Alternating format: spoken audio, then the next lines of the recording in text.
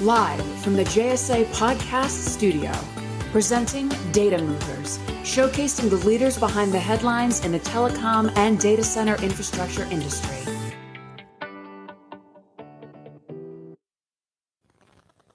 Welcome, guys. Hey, everyone. I am your host, Jamie Scotto Kataya, founder and CEO of JSA. And joining me on our podcast series, Data Movers, is my fellow co-host, Mr. Fabulous social media influencer extraordinaire, Evan Christel. Hey, Evan. Hey, everyone. And as you might be able to tell, I'm live here from opening day at Fenway. No, this isn't a sports talk show. It just happens we have an event here, so you have to make do with what you're given. So this is a fabulous, real background. And I'm super excited to broadcast live from Fenway Park in Boston, James. This is so cool. It's like we're Data Movers podcast and a little ESPN today. We're getting our sports fix in right as we broadcast live here. And so yeah. So what are your favorite rites of spring? Do you have any particular spring activities besides baseball that you're looking forward to? Does spring cleaning sound really, really cheesy? I'm like, I get to clean out my closet. No, ITW. Oh gosh, I sound like such a geek. I can't help it. I am a geek. But yeah, it's all those spring events kicking back up. It's the refresh, renew, fresh energy, getting outside, doing some more walks with the family, etc. All that is what I think of when I think of spring. How about you, Evan? Besides baseball and apple pie and all that good stuff, but also more telecom. We need more telecom guests, and I think we have a good one today, if I recall correctly. You know it. Talk about a great intro too. Hey guys, this is what we're here, right? With Data Movers, we want to talk to our data mover, and there's no finer guest today than our very own Mr. Brian Flynn, president of Xtel. Welcome, Brian. Hello, Jamie. Hello, Evan. How you doing? Oh, so great. Happy spring. Yeah, it's about 70 degrees outside. I'm inside here doing this, which is great. So, we're hearing from our live chat already. They're cheering for the sports. It's the Red Sox versus Phillies. It is the Pirates versus Red Sox. Yes, in the bottom of the second inning. So the game just started. But let's talk about telecom games. Those are the games I really. And you know it. And Brian is a wonderful long history in our telecom industry. You've been in telecom for over 20 years, my friend. You've seen the industry absolutely evolve. Tell us about how you got started in this industry and what are some of the biggest telecom breakthroughs that you've witnessed so far? Sure. Yeah, my dad, actually, Don Flynn, he was co-founder of Xtel in 1994. At that point, I was still in college. In fact, I was a freshman in college. And then when I graduated, I was in finance for a couple of years. Kind of came to the realization that was not going to be the career for me, at least long term. So I spoke to my dad a little bit. He's like, well, we have a sales position open if you're interested. Why don't you come over, see if you like it, and figure out what you want to do. And I did that. And that was 23 years ago. So I guess we figured it out. That's a lot of customers over 23 years. How have their perspectives changed over the 23 years of dealing with those amazing customers you're working with? The perspectives, well, I guess there's been a lot of, we used to have just telecommunications companies. You had MSPs, you had internet access, ISPs, internet service providers, and now we've had so much consolidation through the years that they really want, as the saying goes, one throat to choke, right? So they don't want to have 5 separate vendors. They want to have one vendor. So as a telecom company, we're seeing services blend with MSPs, with MSSPs, all under one service umbrella. Yeah, and that actually leads to our big news, really, that you, of course, Xtel, a leader in cloud services. Most recently, your company announced expanding its managed cybersecurity solutions portfolio. Can you give us a little more insight on that? Yeah, absolutely. I mean, like I indicated, there has been so much consolidation that a few years ago, we sort of recognized that we needed to get involved in cybersecurity. That's what our customers were asking. They don't really care about the voice services if they're under attack, right? So we sort of split up into three main sections. That's training, testing, and detection and response. The training would just be cybersecurity awareness training. That's very important because the vast majority of attacks are still employee initiated, meaning that they open up the wrong email, there might be a malware attack, or they're just careless with their login credentials. So we train them on essentially how not to do them and how to avoid those threats. Then you have testing, which is like penetration testing, where we scan an entire network and we look for vulnerabilities through that network, and then we make the customer aware of those vulnerabilities, and we suggest ways of strengthening the network and eliminating all of those vulnerabilities and weaknesses.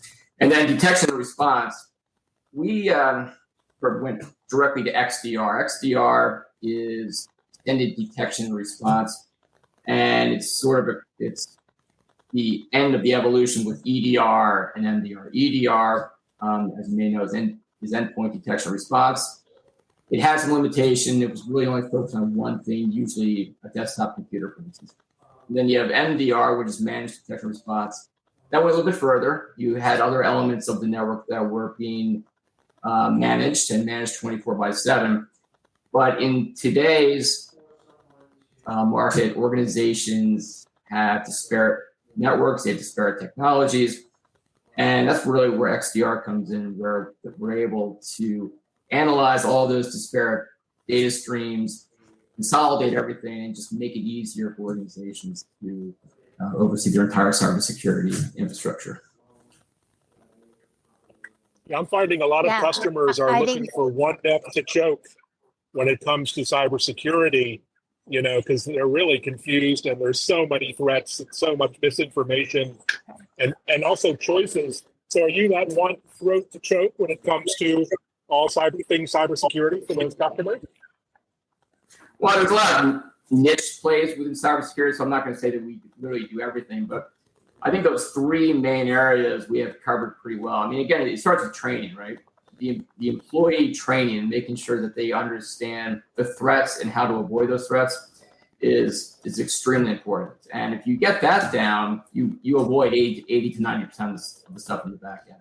But then you have testing. You really need to take a look at that network and make sure that it's sound. And then, of course, when things do happen, you need to have a sound detection and response system. So, yeah, I think we do a pretty good job in covering the main points of cybersecurity.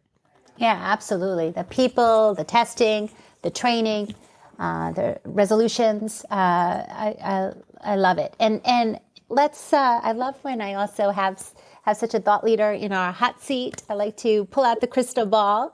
Where do you see the industry in 5 years from now regarding next gen cyber and cloud solutions? Right. Yeah, it's hard because it's evolving so quickly. But probably just more of everything. More attacks which are more advanced, more financial damages created. I think you're going to see companies having to go through more rigorous qualifications in order to get business insurance, more rigorous qualifications as cybersecurity plans are concerned. I mean, right now, it's usually like 5 or 6 questions. Do you have this covered? And they can get their cyber insurance. I think that's going to become extremely a much bigger process in order to get that insurance. And then with AI, artificial intelligence, I mean, that's kind of a buzzword right now. Everyone's talking about it because of ChatGPT and ChatGPT-4. Everyone's very excited about it. I'm also excited about it. But you get AI in the wrong hands and the cyber criminal, it stands to reason to probably use image. And I think we need to get prepared. We're seeing a massive shortage of cybersecurity skill sets and personnel. I mean, that must be one major reason why clients seek your help, is that deep expertise in knowledge. Are you seeing that as well? I didn't quite catch the question. Can you repeat that, please? Now, we're seeing a massive shortage of cybersecurity expertise. I'm wondering if you're seeing that as well. And that's one of the many reasons your clients need your assistance, is just getting that skilled expertise and experience in-house. Yeah, massive shortage of cybersecurity expertise available. Yeah, it's true. Right. So absolutely. So, so I didn't talk about, but SOC as a service, so Security Operations Center. In order to take a Security Operations Center is essentially a NOC, a Network Operations Center, but for cybersecurity. And it's very difficult to find talent in order to create your own SOC. And that's why SOC as a service has become so popular, because it's you're outsourcing that and allowing another company such as Xtel to oversee your security. It's difficult to get talent. It's difficult to maintain that talent, and most companies, that's outside their core competency. So it's difficult for them to reasonably continue maintaining and also feeding that talent stream within the company. So I agree. Absolutely. And I want to make sure we get to all of your hot news as well. Xtel, you had several recent announcements, including the launch of your third geo-redundant data center in the New York metro market. So sorry, Boston, we're going to talk New York right now. But tell us more about how this addition expands your Xtel footprint of dedicated internet access, DIA, and DDoS attack mitigation options. Yeah, so we have New York covered now. That complements, and that's 165 Halsey. That's 401 North Broad, and also in Philadelphia. And then we have a data center just outside in Plano, Texas, just outside of Dallas, and also one down in Baltimore. So actually, it's 4. Oh, 4? Look at that, we're growing. What that does, those additional points of presence, just allows us to get closer to those end customer points. When providing dedicated fiber internet access, you got to provide quality routes, and you have to have low latency. Low latency is a function of how far away you are from those customers. So we are, by being in Halsey, we've opened up the entire New York metro market, part of New York State and Connecticut. So that's very exciting. And then with DDoS mitigation, now that we're providing the dedicated internet access, we layer DDoS mitigation on top of that. And we do that proactively, meaning that if there's an attack going towards one of our customers' IP addresses, we mitigate and we filter out those affected packets before they even get to the end customer. So it's another value add that we'll be able to provide to a whole new set of customers in the New York metro area. Do you think customers are looking for a one-stop shop when it comes to all of their IT, telecom, security needs? Is that sort of the trend you're seeing with your peers and yourself? I think it is, Evan. That is absolutely the trend. I mean, they just want to have one person they can talk to who sort of controls all elements of their telecommunications and cybersecurity game plan. It gets difficult when you have multiple vendors because systems need to be engineered so that they work cohesively together. Sometimes that doesn't happen when you have more than one party involved. And then there's obviously the finger pointing game on whose fault it really is. So if you have one vendor, that sort of eliminates a lot of that variability. I can't help but to think about this whole spring theme that we have going on, and growth being a big word that I associate with Xtel. We have growth in services, growth in POP locations, and also we haven't talked about Maryland-based CLEC Global Telecom, GTB, being a new acquisition for you guys. So let's get the inside info there. What can you tell us about this and what it means for Xtel? Yeah, that was really exciting for us. That's our first acquisition. GTB has been around for about a quarter century. A CLEC in Maryland, like you indicated. Very similar to us, a lot of the same services, but a lot of different types of customers. So through that acquisition, we really gone deeply into healthcare and legal and a few other verticals as well. So we've inherited a lot of institutional knowledge in those verticals. So we're excited to be able to expand upon that and continue going after those verticals. And then, of course, a lot of engineering, customer support talent we've acquired. It's like we just talked about, it's hard to get talent these days. So we were fortunate to be able to retain almost all of the talent that from GTB, and we've integrated with Xtel. So, Yeah, so thus far, it's definitely been a win. Healthcare is a big area near and dear to my heart. We have the upcoming healthcare IT show in. What's your thought about the healthcare industry and the transformation that's happening there?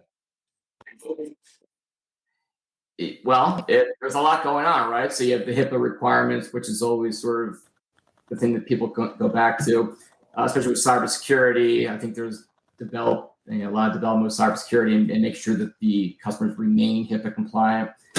And there's a lot of different factions within healthcare. You say healthcare, that means a lot of different things. You know, inpatient facilities.